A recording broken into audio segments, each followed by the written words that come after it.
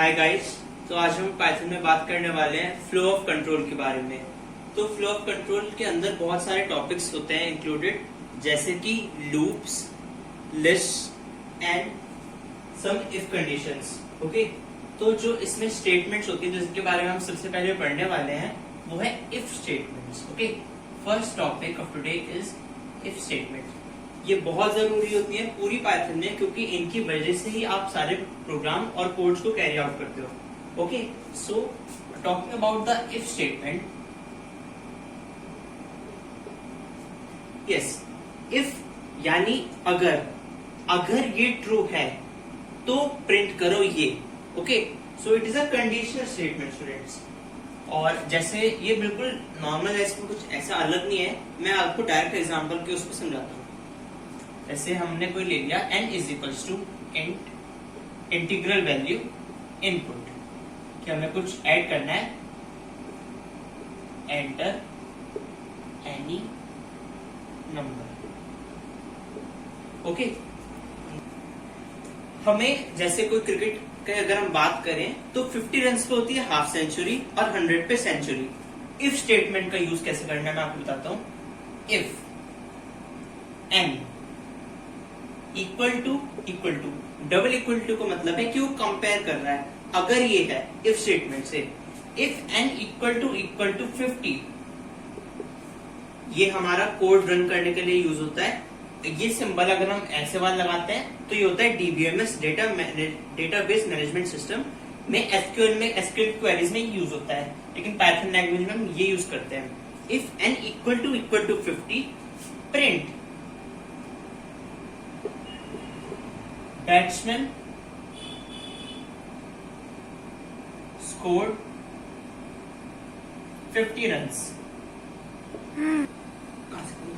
अब क्योंकि ये हमारी इफ स्टेटमेंट की बात हुई, ऐसी एक स्टेटमेंट आती है हमारी second else statement. Else statement भी सेम काम करती है, वो तब काम करती है अगर इफ स्टेटमेंट फॉल्स है।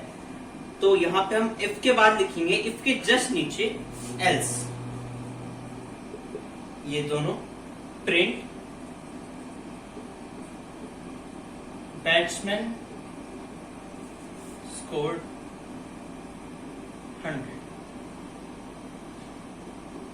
ओके, ये बिल्कुल सिंपल सा है, हमें समझ में आ रहा है। अगर 50 रन है तो batsman scored 50, else batsman scored 100, क्योंकि हम यहाँ पे 50 to 100 की कंसिडरेशन में ले रहे हैं। ओके, तो ये बिल्कुल बेसिक सा था कि एग्जैक्ट अगर 50 है तो 50 मानना है। अभी हम इसमें 51 से 99 को कंसिडरेशन में अभी नहीं ले रहे हैं। ओके, एल्स बैट्समैन ने 100 स्कोर किया है। ओके, तो आज का जो हमारा एक पहला कोड है वो है program to check if the number is odd और even. First, n is equals to input,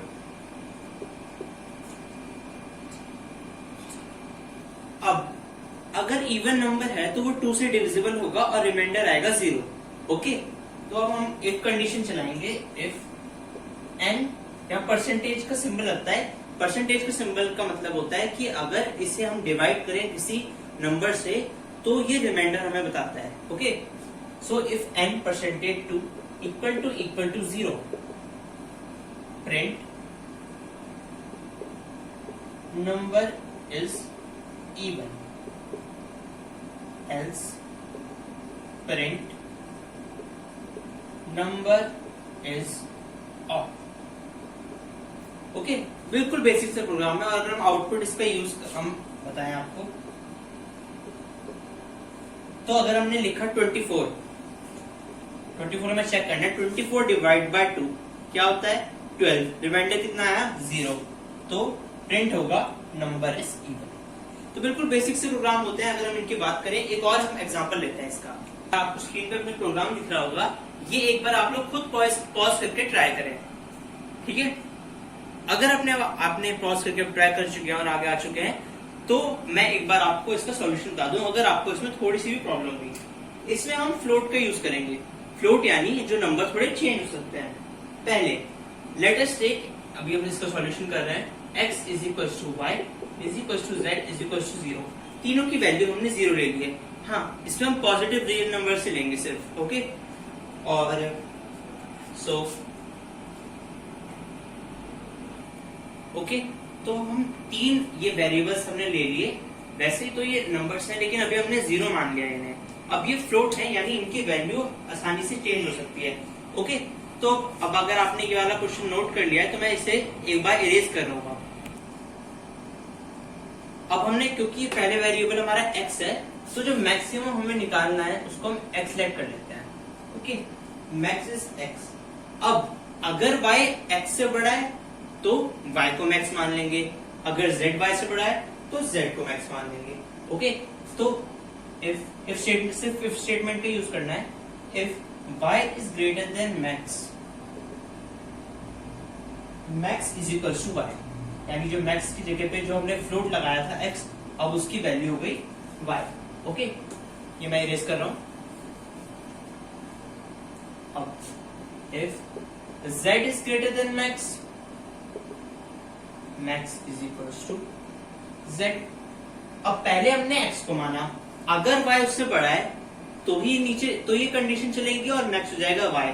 अगर z उससे बड़ा है तो मैक्स हो जाएगा z। ओके, अब हमें बस लास्ट में बस प्रिंट करना है कि कौन सा नंबर आएगा। बहुत ही सिंपल प्रोग्राम है ये। अब बस इसे हमें प्रिंट करना है, print largest number is max. Okay, तो अब अगर हम 3 नंबर ले लेते हैं, अब मैं आउटपुट के लिए बता रहा हूं आप लोगों को। और आउटपुट अगर हमने 3 नंबर लिए, जैसे हो गया 29, 41, 56। अब हमें पता है कि z सबसे बड़ा नंबर है, मैक्स हमने सबसे पहले होगा x, अगर y उससे बड़ा है तो मैक्स y।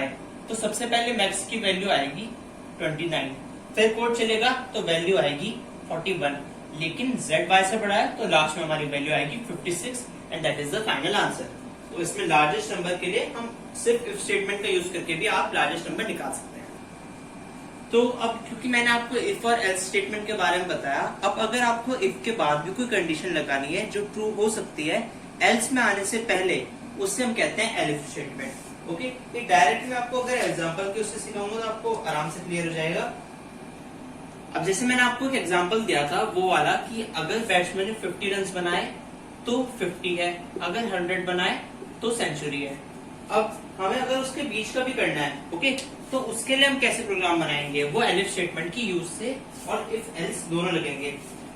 एल्स स्टेटमेंट अगर आपके प्रोग्राम में वो आएगी तो कभी भी उसे एलिफ से पहले नहीं लगाना। कंडीशन का वो होता है पहले if, then elif, then else. Okay, सबसे पहले इफ रहेगी और लास्ट में एल्स। एलिफ आए बीच में कितनी भी लगा सकते हैं। तो अगर हम लगाने इफ रन्स इक्वल टू 100, सबसे पहले तो हम वही कर लेंगे, runs is equal to int input enter number of runs. Okay, so if runs equal to 100, print batsman scored century. Okay, if elif runs equal to 50, print batsman scored 50। Okay, else अब या तो 50 या 100 है, अब या इससे ऊपर होगा 100 से ऊपर तो सेंचुरी ही आएगा। ओके, एल्स प्रिंट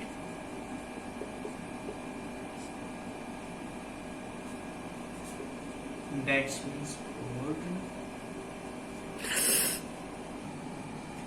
तो ये हमारा पूरा प्रोग्राम है ये दिखाने के लिए। अगर अब आउटपुट की अगर आपसे बात करूं,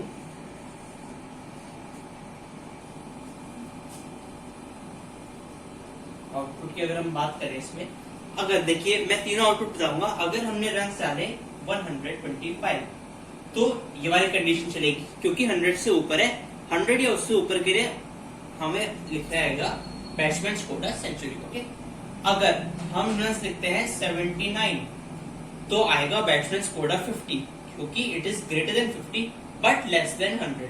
ये कंडीशन सेटिस्फाई नहीं हो रही और ये कंडीशन सेटिस्फाई हो रही है, तो ये आएगा बैट्समैन स्कोर्ड 50।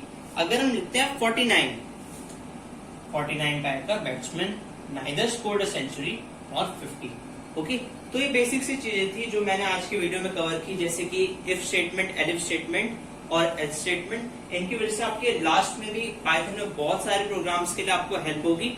ओके स्टूडेंट्स, तो आज के लिए बस इतना ही। For later videos, stay tuned and please make sure you subscribe to the channel and make sure you are ready for the next updates.